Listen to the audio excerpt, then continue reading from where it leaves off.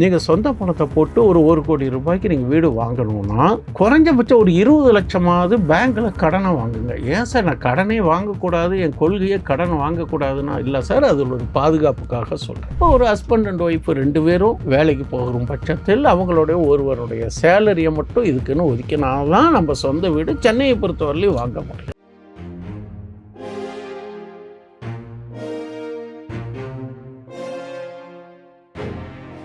வணக்கம் சார். வணக்கம் நேயர்களுக்கு வணக்கம். Okay sir. ஸோ சொந்த வீடு வாங்கணும் அப்படிங்கிறது வந்து எல்லாத்துக்கும் ஒரு பெரிய கனவு. இதில் வந்து சின்ன வயசுலேருந்து எனக்குமே ஒரு பெரிய கனவு. எல்லாத்துக்குமே வந்து சின்ன வயசுலேருந்து நம்ம பெற்றோர்கள் என்ன சொல்லுவாங்கன்னா, செட்டில் ஆகிட்டு கல்யாணம் பண்ணணும், செட்டில் ஆகிடணும், நான் தான் பண்ண முடியல, நீயாவது வீடு கட்டிடு, நீயாவது ஒரு இடம் வாங்கிடு, இப்படி எல்லாருமே எல்லா பெற்றோர்களும் எல்லாருக்குமே சொல்லி வளர்க்குறது உண்டு. ஸோ அப்படி இருக்கும்போது இன்னைக்கு வீடுங்கிறது இன்றியமையாத ஒரு விஷயமா இருக்குது, ஒரு பெரிய கனவாகவும் ஆயிடுச்சு இல்லை சார். இப்போ வீட்டுக்கடன் வாங்கி வீடு வாங்கிறது வரமா சாபமா? சரியான கேள்வி, சரியான தலைப்பு. குறுகிய நேர காலத்தில் என்னுடைய கருத்துக்களையும் நான் வந்து ஒரு சுருக்கமாக சொல்கிறேன். பொதுவாக நான் ஒரு பத்திரிகையில் படித்தேன், வாழ்வதற்கு வாடகை வீடு, வாழ்க்கைக்கு சொந்த வீடு. இதில் என்ன அப்படின்னு கேட்டிங்கன்னா, ஒவ்வொரு ஜென்ரலாக பொதுவாகவே என்ன கேட்டிங்கன்னா, சொந்த வீடுங்கிறது ஒரு அந்தஸ்து கொடுக்கக்கூடியது. ஒரு திருமணம், ஒரு பையனுக்கோ பொண்ணுக்கோ நம்ம ஒரு நிச்சயம் பண்ணினா கூட மாப்பிள்ளைக்கு வீடு இருக்கா, சொந்த வீடு இருக்கான்னு தான் முதல் கேள்வி என்ன கேட்குறாங்க, வீடு இருக்கா. நாங்கள் எங்கள் காலத்திலலாம் எப்படின்னு கேட்டீங்கன்னாக்கா, வீடு சொத்துலாம் நாங்கள் பார்க்க மாட்டோம். பையன் அரசாங்க வேலையில் இருக்கானா, கால் காசுனாலும் கவர்மெண்ட் காசு வாங்குறானா, அப்போ ஜாப் செக்யூரிட்டின்னு இருந்தது. அப்போ அதை தான் அந்த காலத்து பெரியவங்கள்லாம் பார்த்து வாழ்க்கையை அமைச்சு கொடுத்தாங்க. ஆனால் இன்றைக்கி அப்படி கிடையாது. டேர்ம்ஸ் அண்ட் கண்டிஷன்ஸ் ஆகிடுது. திருமண பந்தம் சில டேர்ம்ஸ் அண்ட் கண்டிஷனில் வந்துடுது. முதல் கேள்வி வீடு இருக்கா, கார் இருக்கா, லேண்ட் இருக்கா, இதெல்லாம் கேட்பாங்க. சொந்த வீடுனா எப்படிங்க, மாடியில் வீடு இருக்கா, வாடகை வருமா, ரைட், இத்தனை மாதிரியான கேள்வி. அந்த விஷயத்தில் அப்படி இருக்கிற போது பார்த்தீங்கன்னாக்கா, சொந்த வீடு இன்றைய சூழ்நிலையில் நாம் ஒரு வீடு வாங்கணும் அப்படின்னா என்ன மாதிரி டைப்பு வீடு வாங்கணும். நம்மக்கிட்ட யாராவது பெரியவங்க சொத்து ஏதாவது வச்சுருந்தால், ஊரில் ஏதாவது லேண்ட்ஸு இந்த மாதிரி இருக்கிறவங்களுக்கு ஏதாவது அதில் ஒரு பகுதியை கொடுத்துட்டு, நம்ம சென்னை மாதிரி நகர்ப்புறத்தில் நம்ம வேலையில் இருக்கோம், வாடகைக்கு மாதம் 20,000 ரூபா, ஒரு ட்ரிபிள் பெட்ரூமோ அல்லது ஓரளவுக்கு டபுள் பெட்ரூமே நல்ல ஹார்ட் ஆஃப் சிட்டியில் பார்த்தீங்கன்னாக்கா 20,000 ரூபா வாடகை, மெயின்டெனன்ஸு இதெல்லாம் வரும். ஏப்பா மாதம் நான் 20,000 ரூபா கட்டி அந்த வாடகையை நான் கொடுக்கறதுக்கு, இப்படி தான் ஒரு மனசில் சிந்தனை ஆரம்பிக்குங்கிறதுக்காக அதை சொல்கிறேன். 20,000 ரூபா வாடகை கொடுத்து ஒரு வீட்டில் இருக்கிறதுக்கு நாம் ஒரு இடம் வாங்கியோ அல்லது வேறு எங்கேயாவது கொஞ்சம் டவுன் விட்டு தள்ளி ஒரு வீடு வாங்கலாமேன்னு ஒரு எண்ணம் வரணும். அதுதான் வந்து ஒரு உத்வேகம், ஒரு முதல் படி, வெற்றியினுடைய முதல் படிங்கிறது நான் வரத்துக்காக சொல்லிகிட்டு இருக்கேன். அப்புறமா அதில் கான்சென்ட் சொல்கிறேன்.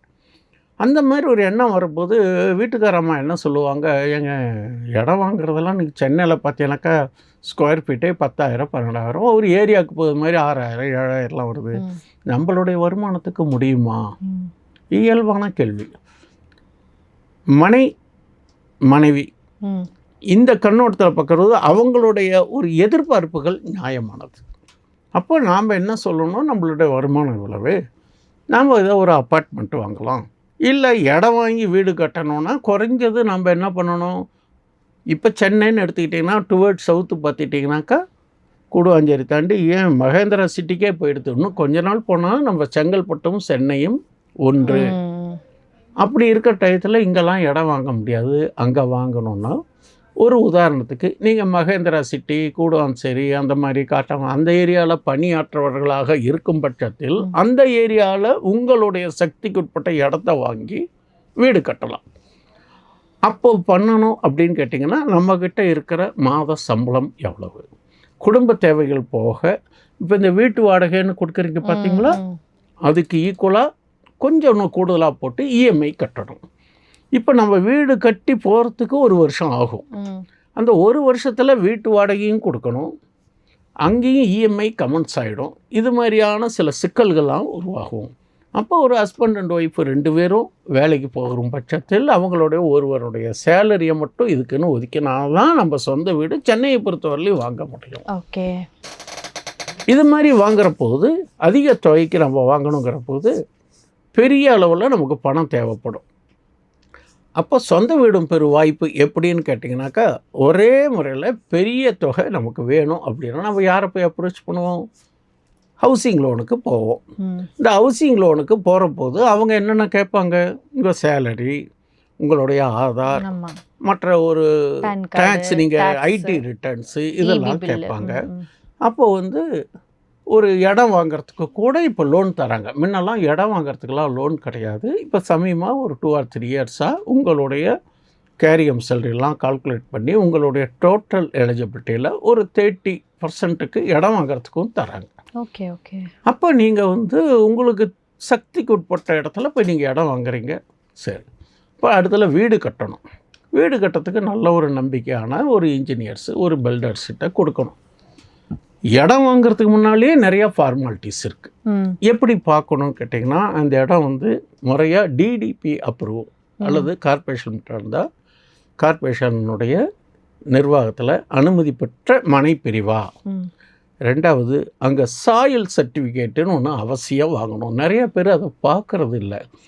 சில குளத்தை ஒட்டி இருக்கிற சைட்டு இந்த மாதிரி இடத்தெல்லாம் பார்த்தீங்கன்னாக்கா மழை நீர்லாம் உள்ளே வருது. ரெண்டாவது, அந்த கிரவுண்டு பார்த்தீங்கன்னாக்கா சாயில் சர்டிஃபிகேட் இருந்தால் தான் ஒரு டியூரபிலிட்டி கிடைக்கும். மூணாவது, அதில் அப்புறம் நம்ம ஈஸி பார்க்குறோம் வில்லங்க சர்டிஃபிகேட். அது ரெண்டாவது, இங்கேயாவது பக்கத்தில் வந்து ஏதாவது ரிங் ரோடு வருதா, அப்போ ரிங் ரோடு வரப்போது அதனுடைய அறிவிப்பு சம்மந்தமாக பொதுப்பணித்துறையில் அல்லது அந்த கன்சர்ன் பஞ்சாயத்து அல்லது கார்ப்பரேஷன் ஆஃபீஸில் போய் பார்த்தீங்கனாலே இல்லை சார் அப்படின்னு இந்த சர்வே நம்மள இருக்கா இல்லையான்னு இதெல்லாம் நீங்கள் உறுதிப்படுத்தணும். படுத்திட்டு அப்புறமா நீங்கள் பேங்க்கில் கூப்பிடுவோம். அதே மாதிரி பெரியவங்க சொத்தை வச்சு இல்லை சார் நான் கடன்லாம் வாங்கலை, நான் வந்து இந்த மாதிரி வீடு கட்டுறேன், சொந்த பணத்துலேயே இருக்குது, எனக்கு வசதி இருக்குது, நான் சென்னையில் இருக்கோம் வாங்கிக்கிறோம் அப்படின்னா நீங்கள் சொந்த பணத்தை போட்டு ஒரு 1 கோடி ரூபாய்க்கு நீங்கள் வீடு வாங்கணுன்னா முக்கியமானதை ஒன்று செய்யுங்க. குறைஞ்சபட்சம் ஒரு 20 லட்சமாவது பேங்க்கில் கடனை வாங்குங்க. ஏன் சார் நான் கடனே வாங்கக்கூடாது, என் கொள்கையே கடன் வாங்கக்கூடாதுன்னா, இல்லை சார் அது ஒரு பாதுகாப்புக்காக சொல்கிறேன். அப்போ நீங்கள் ஒரு 20 லட்சமோ 15 லட்சமோ குறைவான தொகைக்கு அந்த லேண்டு மற்ற சோர்ஸஸ்லாம் டியூரபிலிட்டி கொடுத்தீங்கன்னாக்கா அவங்க பேங்க்கில் வந்து ஆத்தரைஸ்டாக கொடுப்பாங்க. அதில் எதுக்காக சொல்கிறேன்னா, ஒரு பேங்க்கில் லோன் சேங்ஷன் பண்ணுற போது பர்ஃபெக்டாக அவங்களுடைய லீகல் பிரான்ச்லாம் இருக்குது இல்லையா, நம்ம டாக்குமெண்ட்ஸ் எல்லாம் அங்கே போய் அவங்க வல்லுநர்கள் இதுக்கு தகுந்த மாதிரி இருக்கும். அங்கே எந்த விதமான வில்லங்கமும் இல்லைன்னா தானே பேங்க்கில் லோன் தருவோம். கண்டிப்பாக அந்த ஒரு பாதுகாப்புக்காக நம்ம ஒரு லோனை போடுறதுங்கிறது ஆரோக்கியம். ஏன்னா நமக்கு தெரியாத சில சிரமங்கள் வரலாம். அது ஏதாவது ஒரு காலத்தில் புறம்போக்கு இடமா இருந்து அப்படியே ஹேரிட்டரியாக வச்சு முறையாக இந்த மாதிரி டாக்குமெண்ட் சிக்கல் இருக்கலாம், அல்லது ஏதாவது கோயில் சம்மந்தப்பட்ட நிலங்களாக இருக்கலாம், நமக்கு தெரியாது. இப்போ புதுசாக சென்னை விட்டு அந்த பக்கம் இந்த பக்கம் வரவங்களுக்கெல்லாம் பார்த்தீங்கன்னாக்கா அந்த ஊருக்காரங்களாம் இருக்க மாட்டாங்க, நம்மள மாதிரி வெளியூர்லேருந்து வரவங்க தான் இருப்பாங்க. இதே நம்ம ஊர் சைடில் பார்த்தீங்கன்னா பூர்வீக இடத்துலனா அது இந்த இடம் அதுக்கு சொந்தம் இதுக்கு சொந்தம் அப்படிங்கிறது தெரியும், பெரியவங்க சொல்லுவாங்க. இது மாதிரி இடத்துல வந்து நம்ம பார்த்துக்க போது அந்த முறையான ஒரு லோன் போட்டு வாங்கி அதில் நம்ம வீடு கட்டி சீக்கிரம் வேணால் நீங்கள் ரீபேமெண்ட்டை லோனை செட்டில் பண்ணிக்கலாம். ஒரு பாதுகாப்புக்காக லோன் போடுவது அவசியம். சரி சார், அடுத்த கொஸ்டின் உங்களுக்கு ஒன்று வரும். சார் நான் மாதம் வந்து நான் ஒரு 50 லட்ச ரூபாய்க்கு வீடு வாங்குறேன், 50 லட்ச ரூபாய்க்கு வீடு வாங்கினோன்னா நான் என்ன செய்யணும்? இதில் நீங்கள் ஹவுசிங் லோன் போட்டேன்னா உங்களுக்கு ரிட்டர்ன் கொடுக்குற போது வரி சலுகைகள் உண்டு. அப்போ உங்களுக்கு டேக்ஸுக்கு அந்த 80Cன்னு சொல்கிறாங்க இல்லையா, அதில் வரி சலுகைகள் உண்டு, அதையும் பயன்படுத்திக்கலாம். இப்போ 50 லட்ச ரூபாய் லோன் நம்ம வாங்குறோம் அப்படின்னா இப்போது பிஎம் மோடி ஸ்கீம்லாம் கொண்டு வந்திருக்காங்க. அருமையாக இருக்குது, அதெல்லாம் இருக்குது. அப்போ பெண்களுக்கான கண்டிப்பாக கன்செஷன் இருக்குன்னு சொல்கிறாங்க, அதெல்லாம் உண்மையா சார்? அது எப்படி பயன்படுத்து? நிஜமாகவே நடந்திருக்கு. என்ன சந்தேகமாக கேட்குறீங்க? அந்த வீட்டில் கணவன் மனைவி 2 பேரும் இருக்கிற போது ஏற்கனவே கணவனுக்கோ மனைவிக்கோ சொந்தமாக அவங்க பேரில் வீடு இல்லாமல், தட் இஸ் இடம் எந்த ப்ராப்பர்ட்டியும் இல்லாமல் இருக்கணும். அதேமாரி ஒரு இடம் வாங்குற போது மனைவியின் பேரில் இடத்த வாங்குங்க. மனைவியின் பேரில் இடம் வாங்குற போது இந்த சலுகை இருக்கும். ஒன்றா கணவன் மனைவி ஜாயிண்ட்டாக போடணும்.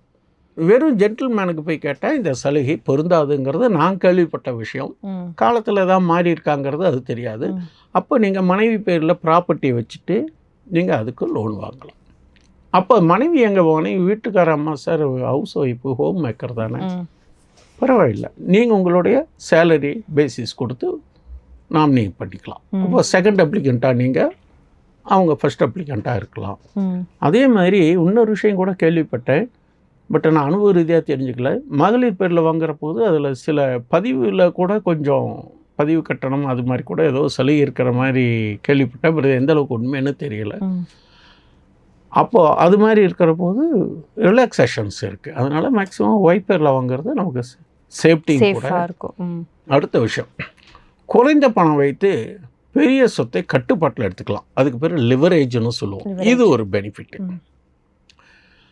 இது எப்படி பண்ணணும், இதில் என்ன சிரமங்கள் இருக்குது? இதில் என்ன சிரமம் இருக்குன்னா, நம்ம எப்படியும் வாங்கினாக்க 20 வருஷம் 25 வருஷத்துக்கு தான் வாங்க முடியும் லோன். ஏன்னா நம்ம repaying capacity subject to the carry home salary, அந்த நம்மளுடைய ப்ராஜெக்டுடைய அமௌண்ட்டு. வெறும் நீங்கள் வீட்டு கடன் மட்டும் வாங்குறது உங்களுக்கு தெரிஞ்சது. இன்விசிபிள் எக்ஸ்பென்சஸ்ன்னு நிறையா இருக்குது. ஓகே, அது என்ன? Broking charges. அப்புறம் வந்து பார்த்தீங்கன்னாக்கா இந்த பிளான் அப்ரூவல் பண்ணுறோம். அந்த இன்ஜினியருக்கு அப்ரூவலுக்கு நம்ம வந்து பிளான்லாம் போடலாம், பிளான் எஸ்டிமேட். அப்புறம் அந்த பேங்க் ஆஃபீஸர் வந்தால் சில வங்கியில் அவங்களே வருவாங்க, அவங்க வந்து போகிறதுக்கான வாகன கட்டணம், சரி, இதெல்லாம் மாதிரி இன்விசிபிள்.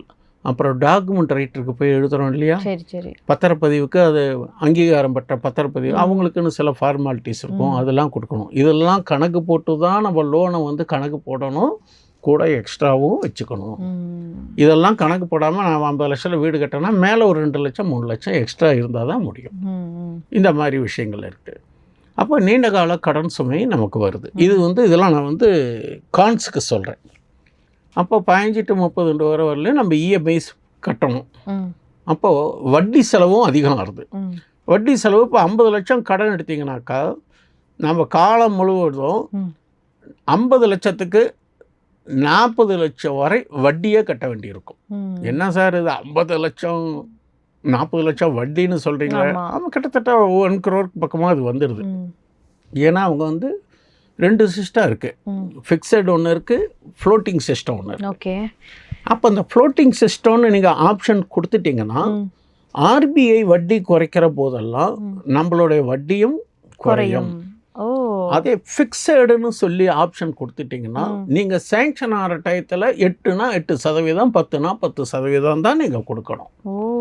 அப்போ நம்ம ஆப்ஷன் கொடுக்குற போதே இந்த ஆர்பிஎல்ஆர் ஃப்ளோட்டிங் சிஸ்டத்தில் கொடுத்துட்டு அதுலேயே ஒரு சின்ன விஷயம் சொல்கிறேன். அப்போ நீங்கள் கொடுக்குறீங்க, நீங்கள் ஒருவேளை ஆர்பிஐ ஏதாவது பண்ணால் விலை ஏறுறதுக்கான வாய்ப்பு இருக்கா? அதிகமாக கட்டுறதுக்கான வாய்ப்புகள் அது சொல்கிறேன். அப்படி என்ன பார்த்தீங்கன்னாக்கா நீங்கள் ஒரு 10% உங்களுக்கு சேங்ஷன் ஆகிருக்கு, ஆர்பிஐ வட்டி சதவீதம் குறைக்கிறாங்க.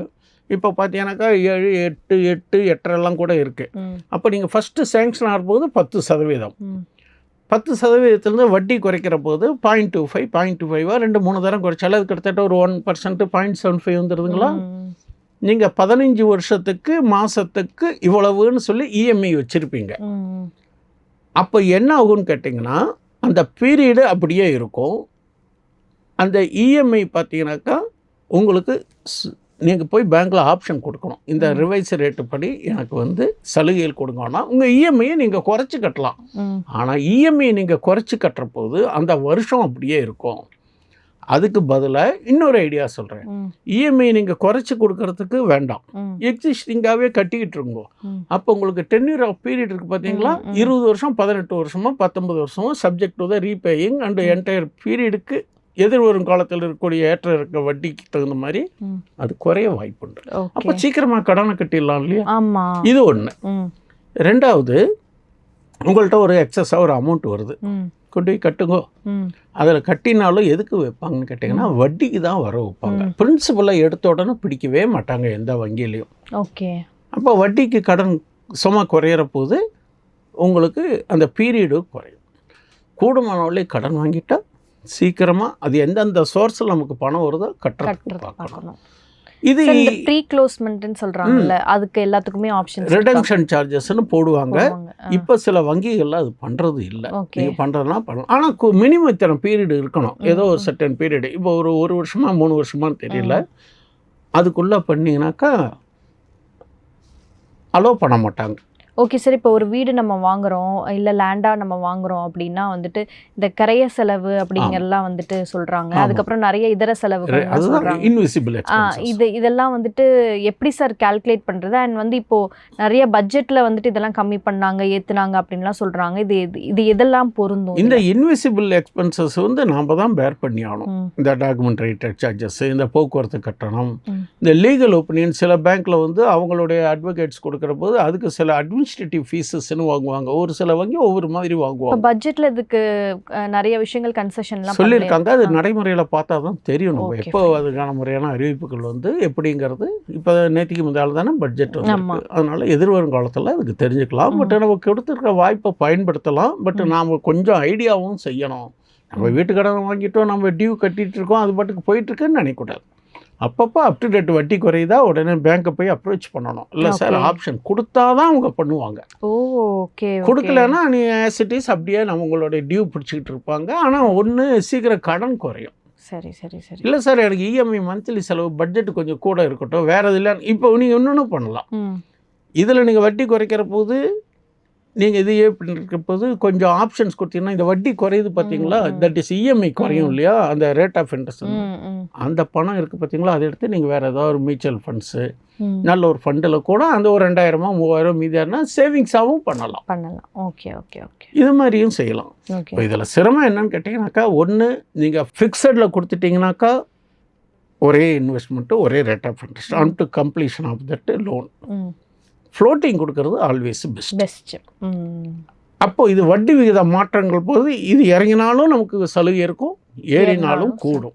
ஓகே. ஆனால் அதில் கொடுத்துட்டிங்கன்னா இறங்கினா பெனிஃபிட்ஸ் பண்ண முடியாதுங்கிறது ஒரு கருத்து. Okay okay.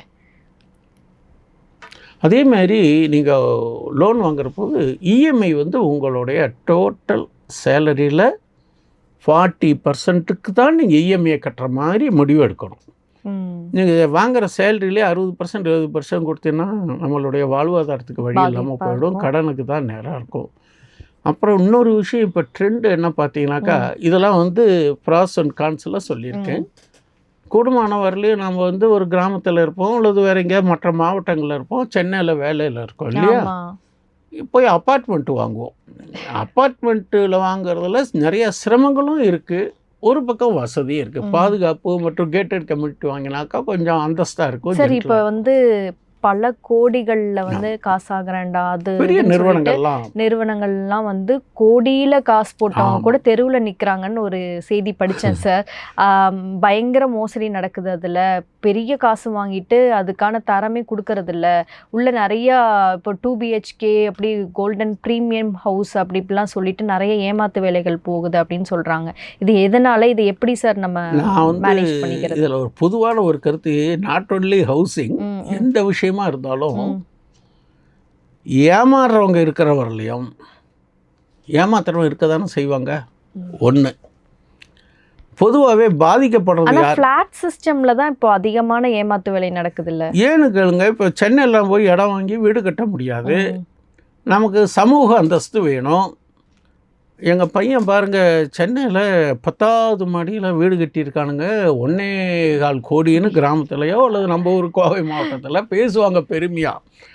அவங்கள நீங்கள் கூப்பிட்டு கிராப்பர்ஸ் கூப்பிட்டா அவங்க வந்து என்ன பண்ணிவிடுவாங்க, போட்டு விட்டுட்டும் போயிடுவாங்க. உள்ளே நுழையிறது ஏன்னா நம்ம பங்காளி பையன் கூட பரவாயில்ல, இந்த மாதிரி ஒரு புறா கூடு மாதிரி வாங்கியிருக்காண்டா, கேட்டதில் 1.25 கோடின்றாங்க அப்படியும் போட்டு போவாங்க. உள்ளே நுழைவது சில பெருசுங்களாம் என்ன பண்ணோம், வாயை வச்சுட்டு கம்முன்னு இருக்காது. நாம் இங்கே வயிற்று கட்டி வாயை கட்டி நாம் இங்கே ஜாப் இருக்கோம் போகிறோம் வரோங்க, இதெல்லாம் நடைமுறையாக நடக்கக்கூடிய ஒரு காமெடி. என்ன நினைச்சிருப்பாங்க, சரி நம்ம வாடகை கட்டுறதுக்கு நம்ம இஎம்ஐ கட்டிட்டு போயிடணும்னு நினைப்பாங்க. இன்னொரு பெருசுகள்லாம் வந்ததுன்னா என்ன பண்ணுவாங்க, பெரியவங்கள்லாம் பெருசுன்னு சொல்ல தப்பாக நினச்சிக்க வேண்டாம், அவங்களுடைய கலாச்சாரம் அப்படி. நம்ம ஊரில் அப்படி சொல்லுவாங்க, நாங்களாம் அப்படி தான் சொல்லுவோம், பெருசு சிறுசுன்னு தான் அண்ணன் தம்பின்னு சொல்கிறோம்னா அந்த ஸ்டைலில் சொல்லிட்டேன், தப்பாக நினச்சிக்க வேண்டாம். அவன் சில பெரியவங்க என்ன பண்ணுவாங்க, சாஸ்திர சம்பிரதாயம் பார்க்குறவங்க சில பெரியவங்க என்ன பண்ணுவாங்கன்னு கேட்டிங்கன்னா, அந்த காலத்தில் மனேடி சாஸ்திரம்னு பார்ப்பாங்க. காலப்போக்கில் சைனா முறைப்படி வாஸ்துன்னு வந்துருக்கு. ஆமாம். 2வது வாடகை வீட்டுக்கு வாஸ்து பார்க்கக்கூடாது. ஏன்னா அப்பார்ட்மெண்ட்டில் போய் நீங்கள் எப்படி வாஸ்து பார்ப்பீங்க? அக்னி மூலையில் சமையல் இருக்கணும், இருக்காது. இருக்காது. வாயு மூலையில் லெட்டின் பாத்ரூம் இருக்கணும், இருக்காது. அவங்க பொட்டி பொட்டியாக அவங்க இருக்கக்கூடிய ஸ்கொயர் ஃபீட்டில் மாடியில் கட்டி கூடுமானவர்களி வாடகைக்கு விடுறவங்க அந்த மாதிரி கண்ணோட்டத்தில் செய்வாங்க. ஓரளவுக்கு நம்ம வாஸ்து பார்க்குறதுக்கு பதிலாக நம்ம இருக்கிற வீடு, தேர்ந்தெடுக்கக்கூடிய அப்பார்ட்மெண்ட் வீடு காற்றோட்டம் இருக்கா, சுகாதாரமாக இருக்கா. இப்போ 3வது மாடியில் கூட கொசு மேலே வந்துடுறாங்க. அதனால் அதெல்லாம் தவிர்க்க முடியாது. ஒரு ட்ரைனேஜ் ஃபெசிலிட்டிஸ் இப்போ நல்லா சென்னையெல்லாம் நல்லா பண்ணியிருக்காங்க. முன்னெல்லாம் கூட மழை வந்தால் தாங்கும். அப்போ ட்ரைனேஜஸ் எல்லாம் இல்லாதனால கொஞ்சம் நீட்டாகவும் இருக்குது. அது மாதிரி ஏரியாவை பார்த்து வாடகைக்கு போகணும். இது ஒரு பக்கம். 2வது இந்த ஏரியை ஒட்டி இருக்கிற ஏரியாலாம் போய் வாடகைக்கு போகிறத விட அது அதை இடத்த நாம் போய் ஆக்குப்பை பண்ணுற போது தண்ணி எங்கே போகும்? அப்போ வெள்ளங்கள் வரும்போது வீட்டை சூழ்ந்துக்கிறது. இது மாதிரியான காலகட்டத்தில் நம்ம பெரியவங்க நல்ல வீடு பார்த்து பெருமையாக ஊரில் பேசிட்டு வந்தவங்க இங்கே என்னடா அக்னி மூலையில் பெட்ரூம் வச்சுருக்கிற என்ன இதெல்லாம் அப்படின்னு கேட்பாங்க. அவங்களுக்கு தெரியாது. இந்த கால சூழ்நிலை நமக்கு தானே தெரியும். அவங்க கண்ணோட்டத்தில் பார்க்குறாங்க. சில சொந்தக்காரங்கள் குடும்பத்தில் சிக்கலை உண்டு பண்ணிட்டும் போயிடுவாங்க. கிரகப்பிரவேசத்துக்கு வாஸ்து பண்ணல, அப்படி இருக்குது இப்படி இருக்குது. ஏப்பா இந்த மேலே வீடு அது வேற ஒத்துறது, இந்த பக்கத்து வீடு அது வேற ஒத்துறது, கீழே இருக்கிறது அது வேற ஒத்துறது, சைடு ஏப்பா உனக்கு இந்த 4 செவரு கூட சொந்தம் இல்லையான்னு ஒன்று கொளுத்து போட்டு போயிடுவாங்க. நமக்கு சௌகரியத்துக்காக நம்ம வாங்குகிறோம். அதனால் இதெல்லாம் நம்ம டேக் இட் ஈஸ் பாலிசியாக எடுத்துக்கணும். அப்போ என்ன நமக்கு ஒரு மனசுக்கு ஒரு நெகட்டிவ் வைப்ஸை க்ரியேட் பண்ணி விட்ருவாங்கங்கிறதுக்காக சொல்கிறேன். ஒரு புரிஞ்சவங்களுக்கு தெரியும், பெரியவங்களுக்கு தெரியறதுக்கு கொஞ்சம் வாய்ப்புகள். நானே பார்த்தீங்கன்னா எங்கள் காலம் கல்ச்சர் வேறு, இப்போ இருக்கிற கல்ச்சர் வேறு. அப்போ அது ஜென்ரேஷன் கேப்புன்னு சொல்லுவாங்க. புரிதல் இருக்காது. அவங்களுடைய ஸ்டைல் ஆஃப் லைஃப் வேறு, எங்களுடைய ஸ்டைல் ஆஃப் லைஃப் வேறுங்கிறதுக்காக இது கொஞ்சம் நான் யதார்த்தமாக சொல்லியிருக்கேன். இது யாரும் மனசை தவறாக நினச்சிக்க வேண்டாம். அதனால் என்ன கேட்டாலும் ஜென்ரேஷன் இப்போ நம்ம பேலன்ஸ் பண்ணணும்னா ஆஃப்டர் 60 2 விஷயத்துக்கு தான் வாயை திறக்கணும். ஒன்று சரின்னு சொல்லணும், இல்லைனா சாரின்னு சொல்லணும். அப்போ தான் ஆஃப்டர் 60 இருக்கிறவங்களுக்கு ஒரு சந்தோஷமாக இருக்க முடியும்.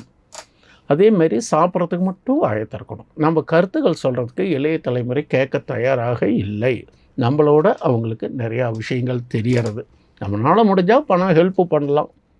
இந்த வாஸ்து அது இதெல்லாம் போய் சொல்லக்கூடாதுங்கிறதுக்காக இந்த சப்ஜெக்டில் எனக்கு கருத்து ஒரு பர்சனலாக சொல்கிறேன். Okay sir. இதுதாங்க வீடு கட்டுறதுல கடன் சுமை ஒரு பக்கம், ஆனால் சொந்த வீடு நம்ம கெப்பாசிட்டி பார்த்துக்கணும். 2வது இன்னொரு விஷயம், இஎம்ஐ நீங்கள் வாங்கிட்டீங்கன்னா 2 விஷயத்த பார்க்கணும். ஒன்று கம்பல்சரியாக டேர்ம் இன்சூரன்ஸு வேணும். அது எல்லா வகைகளையும் பாதுகாப்பு. 2வது இப்போ இருக்கிற ஜாப் லாஸ் சிச்சுவேஷன்ஸு எவ்வளோ சிரமங்கள் இருக்குது. குறைந்தது 6 மாதத்திற்கான சேலரி உங்கள் கையிருப்பு வச்சுக்கணும். அப்போ இந்த இஎம்ஐ சிரமங்கள் வராமல் இருக்கணும்னா, இல்லைன்னா இஎம்ஐ சிரமங்கள் வரும்போது வட்டி கூடுதலாகும், டீஃபால்ட் ஆகும். இது ஒரு முக்கியமாக இதை கவனிச்சிக்க வேண்டியதுங்கிறது என்னுடைய கருத்து. Okay sir. ஸோ எப்படி ஒரு சொந்த வீடு கனவு வாங்குறவங்களுக்கு சொந்த வீடு வேணும் அப்படின்னு நினைக்கிறவங்களுக்கு எப்படிலாம் சொந்த வீடு வாங்கலாம், எப்படி இன்வெஸ்ட் பண்ணலாம், அதில் எப்படி பார்ட்டாக இஎம்ஐ கட்டலாம் அண்ட் ப்ரீ க்ளோஸ் பண்ண முடியுமா, நிறைய விஷயங்கள் பகிர்ந்துட்டீங்க சார். ரொம்ப யூஸ்ஃபுல்லாக இருக்கும்னு நினைக்கிறோம். இன்றைக்கி நிகழ்ச்சியில் கலந்துக்கிட்டதுக்கு நன்றி சார். தெரிந்த கருத்தெல்லாம் சொல்லியிருக்கோம். இன்னும் அடுத்த பதிவில் இன்னும் சிறப்பான பதிவில் இன்னும் விவரமாக பேசலாம். Super sir. நன்றி, வணக்கம். நன்றி.